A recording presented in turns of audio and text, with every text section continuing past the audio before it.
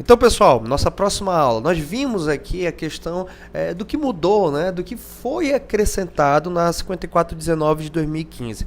Agora, nós vamos falar um pouquinho do que é necessário para se fazer análise de risco, segundo a nossa norma, né, segundo a norma 5419 de 2015. E vocês vão ver como é complicado. Hoje em dia, esse é um trabalho que você precisa de um software, precisa de um aplicativo, precisa de uma planilha. Para você fazer isso à mão, pessoal, não vale a pena. É um trabalho muito extenso. Vamos comparar. Em 2005, quando era a validade da norma anterior, para se realizar a avaliação de risco, a gente tinha que calcular a densidade de descargas na Terra. Então, nós usávamos essa planilha, essa fórmula, tá? Onde o TD era o número de dias de trovoadas por ano. Isso a gente encontrava lá nos mapas isocerâmicos, que são os mapas que mostravam justamente o número de dias de trovoada por ano, né? Aquela densidade de descargas. Isso em 2005. Nós estamos falando da norma de 2005, só para a gente entender o que mudou. Então, esses eram os mapas. Pessoal, olha só, olha o mapa que era utilizado. Então, por exemplo, você está aqui em São Paulo, para você achar era muito difícil, né? Você tinha que realmente caçar aqui dentro o nível e achar aqui qual era o nível, qual era o índice. Então, não era um cálculo preciso por região.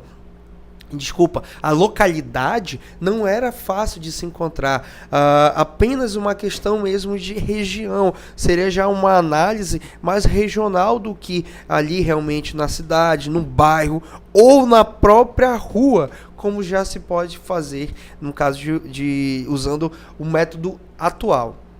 O que mais mudou? A avaliação da exposição de risco. O que seria essa avaliação da exposição de risco? Era justamente a região que sofria o risco de se ocorrer uma descarga a partir ali de um ponto de atração dessas descargas. Antes, essa região ela era basicamente, nós temos aqui a edificação, que é essa parte aqui.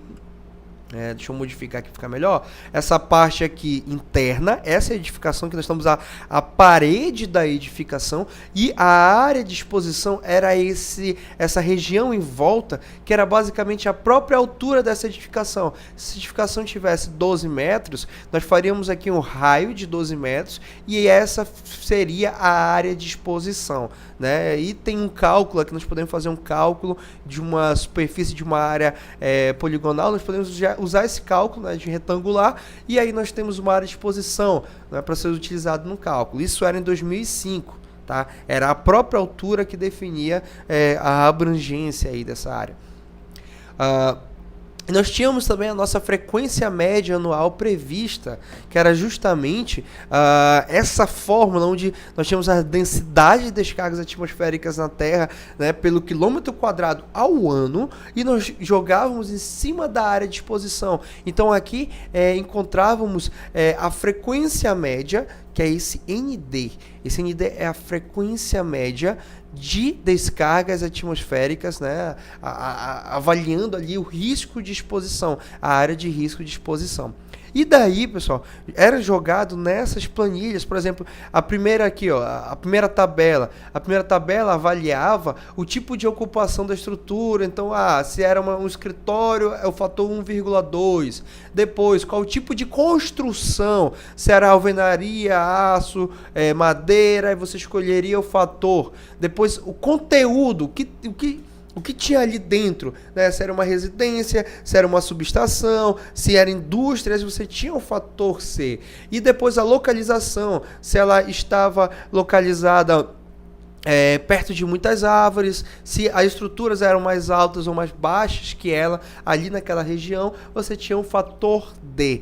E o fator E era justamente dizer se ela estava numa colina, se ela estava numa planície, se ela estava numa montanha com alturas maiores que 900 metros de altura, e você tinha o fator A. Isso era utilizado em 2005, tá? Eu vou até grifar aqui para a gente não se confundir. Isso aqui era em 2005, né? Bora circular aqui, ó. 2005. Então, em 2005 era utilizado esse método para análise de risco. E no final você pegava o ND, que foi calculado lá pela área de exposição, pela densidade, e multiplicar cada fator encontrado nessas tabelas, e aí você tinha o NDC, né?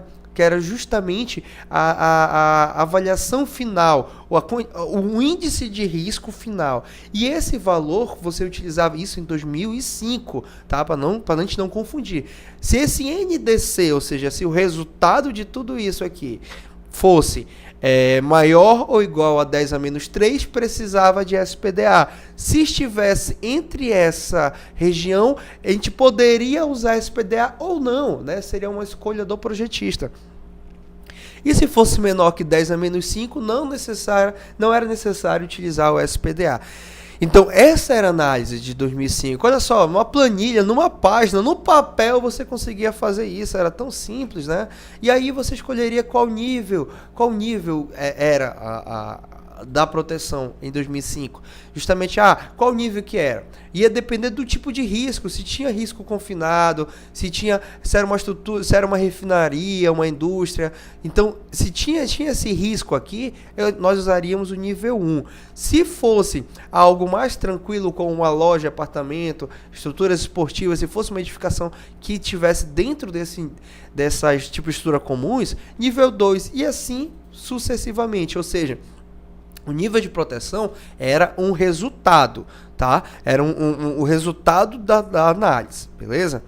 Só que mudou, né? E quando mudou, pessoal, houve assim uma coisa muito... Como é que eu posso falar? Houve uma mudança muito brusca e foi uma mudança para melhor. E como isso aqui vai ficar um pouco extenso falando do que mudou, nós vamos gravar a outra aula falando só disso. Então, vai aí para a próxima aula que você vai verificar o que mudou. Tudo que nós falamos anteriormente era o que existia, o que deve ser esquecido. Isso aqui para trás tem que esquecer, esqueça tudo que eu falei. Né? Eu só estou falando aqui justamente para você entender a mudança no cálculo, mas não deve ser utilizado isso agora. Se você for baixar uma planilha de gerenciamento de risco de SPDA na internet, você vai encontrar o dimensionamento a partir desse método aqui, que é o método antigo, que é o método que não vale mais. E seu projeto, seu laudo vai ser negado, você vai passar vergonha. Então, esqueça a partir de agora que existe aquilo. Nós vamos falar agora na próxima aula sobre o que realmente a norma de 5419 de 2005 exige a partir de 2015 para cá.